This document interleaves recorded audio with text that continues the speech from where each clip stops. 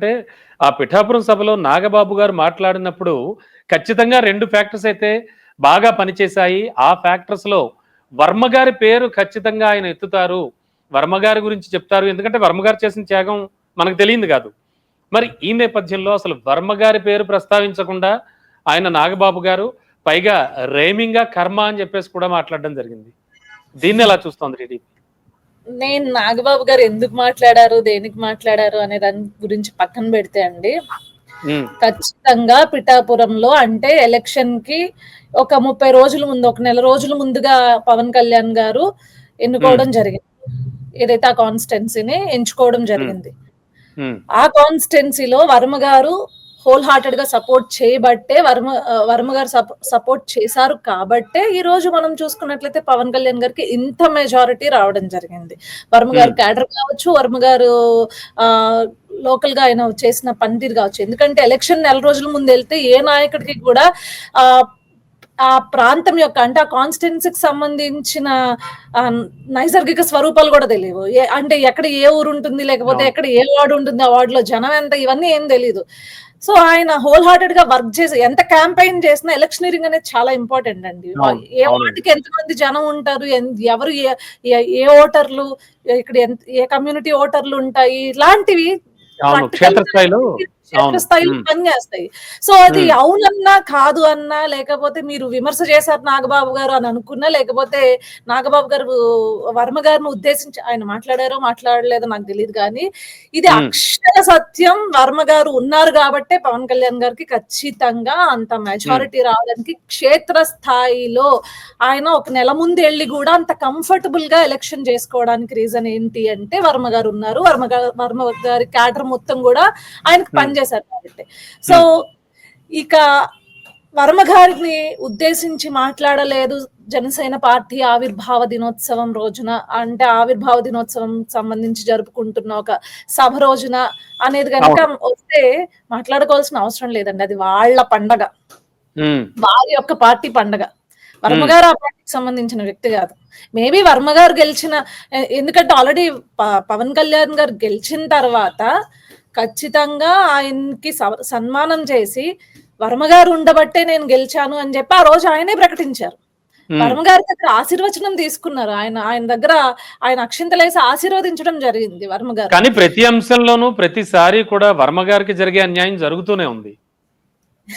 నేను అదే అంటున్నాను సార్, వర్మ గారే కాదు, గతం ఎంతో మంది ఉద్దండులైన నాయకులకే అన్యాయం జరిగింది కదా అండి.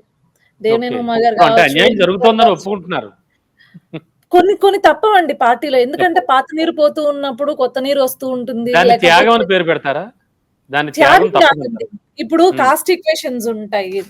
ఇప్పుడు కాస్ట్ ఈక్వేషన్స్ లో మనము వర్మ గారు చేసిన పని ఎక్కడ తక్కువ చేయడానికి లేదండి. ఆయన పని ఈ రోజు ప్రతి తెలుగుదేశం పార్టీ కార్యకర్త ఆయన చేసిన త్యాగాన్ని ఆయన గౌరవించుకుంటా ఈ రోజు వర్మ గారికి ఏదన్నా కొంచెం, మీరు ఈ రోజు అంటున్నారు సోషల్ మీడియాలో వర్మ గారికి సపోర్ట్ పెరుగుతుంది. ఎందుకు పెరుగుతుంది? ఇక్కడ నాయకుల కన్నా కార్యకర్తలు ఆ వర్మ గారిని ముందుండి వాళ్ళ భుజస్కంధాల పైన నడిపిస్తున్నారు, మా వర్మ గారికి ఏదన్నా చేయండి అని చెప్పి.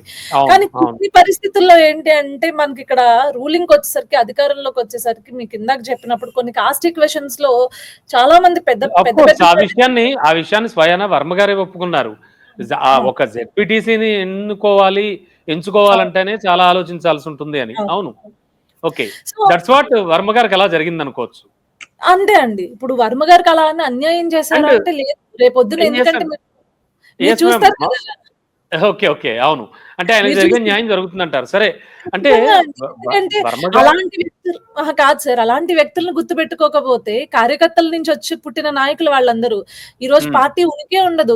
డెఫినెట్ గా నేను చెప్తున్నాను కదా, అధినాయకత్వం వర్మ గారు చేసిన త్యాగానికి కావచ్చు, దేవినేని ఉమా గారు చేసిన త్యాగానికి కావచ్చు, లేకపోతే మిగతా ఎవరైతే సీట్ల పంపకాల్లో వారికి ఎవరైతే సీనియర్ నాయకులు ఉన్నారో, ఇప్పటి వరకు పార్టీకి సేవలు అందించిన నాయకులు ఉన్నారో వాళ్ళందరినీ గుర్తుపెట్టుకుని వారికి తగ్గ సముచిత స్థానం పార్టీలో కల్పించడం జరుగుతూ ఉంటుంది. అలానే ఇప్పుడు ఖచ్చితంగా తరం మారింది. తరం మారుతోంది. కొత్త నాయకుల్ని, కొత్త జనరేషన్‌ని మనం తీసుకురావాల్సిన పరిస్థితి ఉంది. ఖచ్చితంగా వచ్చే జనరేషన్‌లో దానికి తగ్గట్టుగా రాజకీయాలు చేసే కొత్త యువ రక్తం అయితే కావాలి. ఇది ఇది పెద్దాయన లేకపోతే లోకేష్ గారు ఇద్దరూ చెప్పిన మాటే కదా! వాస్తవం కదా! సో ఓకే అండి. ఇంతకుముందు యెస్ మ్యామ్. ఇంతకుముందు అంటే 40 ఏళ్ల టీడీపీని నిలబెట్టామనే మాటకు సంబంధించి మీ దాంట్లో సీనియర్ నేత, మాజీ మంత్రి ఆఫ్‌కోర్స్ ఇప్పుడు బుచ్చే చౌదరి గారు రాజమండ్రి. హ్మ్. ఆయన హ్మ్. కూడా ఒక కొన్ని వ్యాఖ్యలు చేశారు.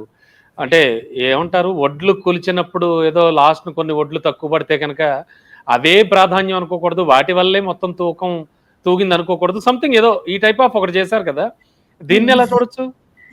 అది వాస్తవం అండి ఇది. అది హ్మ్. ఖచ్చితంగా ఆయన స్టేట్‌మెంట్ పవన్ కళ్యాణ్ గారు ఇచ్చినప్పుడు హ్మ్. సామాన్య కార్యకర్త దగ్గర నుంచి పార్టీ కోసము పనిచేసిన క్యాడర్ దగ్గర నుంచి మనం చూసుకున్నట్లయితే నాయకుల వరకు ప్రతి ఒక్కరికి ఆఖరికి నాతో సహా ఈయనేంటి ఇలా అన్నాడు, ఇలా అనాల్సిన హ్మ్. అవసరం లేదు అని బాధపడిన తీరైతే డెఫినెట్‌గా ఉండింది. ఉంది. సో, హ్మ్. మేము అదే చెప్తాము. ఇప్పుడు యెస్.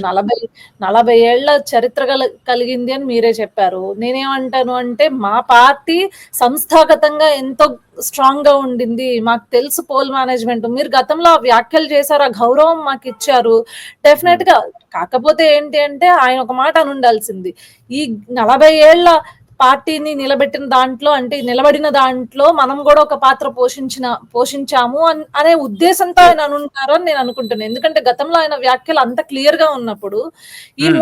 దీన్నే పట్టుకొని మనం డిబేట్ చేయడమో, లేకపోతే దీన్నే పట్టుకొని సోషల్ మీడియాలో ట్రోల్ చేయడం అనేది గూడా కరెక్ట్ కాదు అనిపిస్తుంది. ఓకే అండి. ఎందుకంటే అంటే గతంలో ట్రోల్ చేయడం అని కాదు. ఖచ్చితంగా రకరకాల వెర్షన్స్ వస్తూ ఉంటాయి.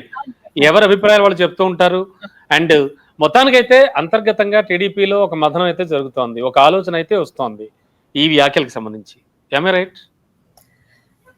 టీ కాదండి. టీడీపీలోనే గాదు. ఇప్పుడు జనసేనలో హ్మ్. గూడా ఏంటి ఈ మాటలు మాట్లాడారు అనేది ఒక రకమైన ఒక రిఫ్ట్ ఉంటుంది. కార్యకర్తల మధ్యన ఒక యెస్. రిఫ్ట్ ఉంటుంది. ఇదంతా టీ హ్మ్. కప్పులో తుఫాన్ లాంటిదండి చెప్పాలి అంతే. అంటే. ఓకే అండి. అంతే. ఓకే. మనం ఎందుకంటే యెస్ అండి. యెస్ ముగ్గురు అండి. వీటి వీటి ముగ్గురు చెప్పండి. చెప్పండి. అధినాయకులు ఎవరైతే ఉన్నారో 3 పార్టీల అధినాయకత్వానికి ఒకటే ప్రయారిటీ. అదేంటి ప్రజలు, రాష్ట్రం. హ్మ్. రాష్ట్రంలో ఉండే సమస్యల గురించి గాని, లేకపోతే రాష్ట్ర అభివృద్ధి గురించి కానీ, లేకపోతే రాష్ట్రాన్ని నడిపే విధానంలో గాని, ఏ హ్మ్. రకంగా పెట్టుబడులు తీసుకురావాలి, ఏ రకంగా సంక్షేమం చేయాలి అనే ఈ ఇది మెయిన్ ఎజెండా తప్పించి, ఇప్పుడు ఏ పార్టీలకు ఆ పార్టీకి సంబంధించి స్వలాభాల కోసం ఈరోజు ఆలోచించే పరిస్థితుల్లో రాష్ట్రం లేదు. ఓకే. కాబట్టి ఒకళ్ళు హ్మ్. హెచ్చుతగ్గులైనా గూడా లేకపోతే అటు నుంచి ఇటు కొన్ని కాంట్రోవర్సీస్ వచ్చినాయి. ఇటు నుంచి అటు కాంట్రోవర్సీస్ ఎళ్ళినా గూడా సర్దుకుపోయి నచ్చినా నచ్చకపోయినా సర్దుకుపోయి ఈరోజు పనిచేసే హ్మ్. పరిస్థితుల్లో అయితే రాష్ట్రం ఉంది గానీ, ప్రజల కోసం. హ్మ్. ప్రజల కోసం పనిచేసే రాష్ట్రం ఉంది గానీ, హ్మ్. నచ్చలేదు కదా అని కొట్టుకుని ఈరోజు రాష్ట్రానికి గాలికొదిలేసే పరిస్థితుల్లో లేదండి. సో, ఇలాంటివి యెస్. రేపొద్దున ఇంకా 100 ఒస్తాయి. 100 హ్మ్. వచ్చినా గూడా పవన్ కళ్యాణ్ గారు చెప్పినట్లు 10 ఏళ్ళో, 15 ఏళ్ళో కూటమి కలిసే ఉంటుంది. కేవలం హ్మ్. రాష్ట్రం కోసం, ప్రజల కోసం. ఓకే అండి.